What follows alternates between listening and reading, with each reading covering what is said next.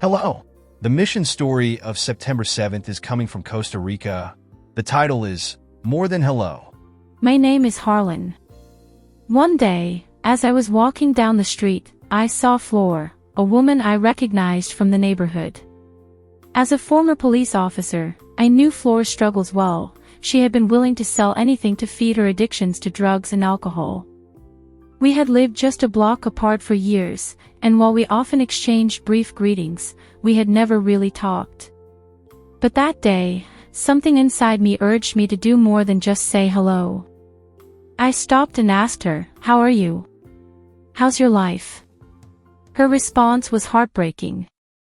"Everything is bad," she said, her voice heavy with despair. I looked at her closely and asked, "Do you have anything to eat?" That simple question was too much for her to bear. She lowered her head and began to cry. I was on my way to the store, so I decided to buy her some food. On my way back, I stopped by her house and left a bag of rice, beans, and a couple of pieces of chicken. It was a small gesture, but I hoped it would make a difference. The next day, as I was walking by the bank, I ran into my pastor. He had a bag of food with him: rice, beans, oil, flour, and other essentials. "I have a little food here," he said. "Do you know someone who needs it?" "Yes," I replied without hesitation. "I have a neighbor who has nothing to eat." "Take this and give it to her," he said, handing me the bag. "Come with me," I invited. "You'll see where she lives." So, together, we walked to Flor's house. When we handed her the food, she was so grateful. As we talked, I felt prompted to ask her if she would like to study the Bible. To my surprise, she said yes. The next day, I returned to her house with a few other church members.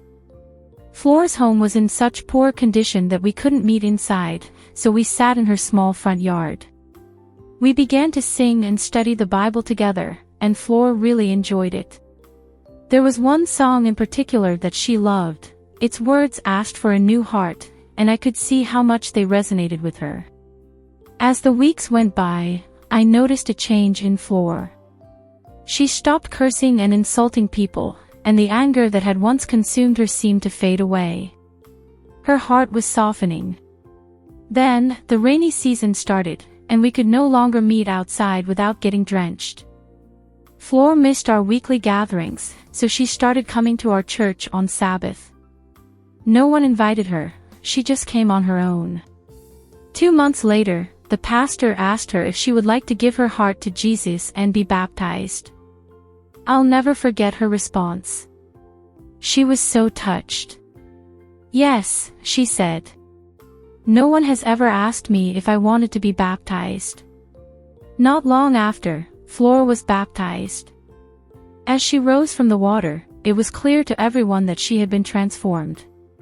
Her joy was contagious, and as she walked home, people in the town who had known her for years stopped to congratulate her. She hadn't received that much love in years, and it brought her so much happiness. Several months have passed since her baptism, and Flor remains a faithful member of our church. She often says, "I give God thanks for my new life. I'm grateful for everything the church members do for me." Looking back, I can see that it was the Holy Spirit who guided me to say more than just hello to Flor that day. God is truly great, and there is nothing so difficult that He cannot do.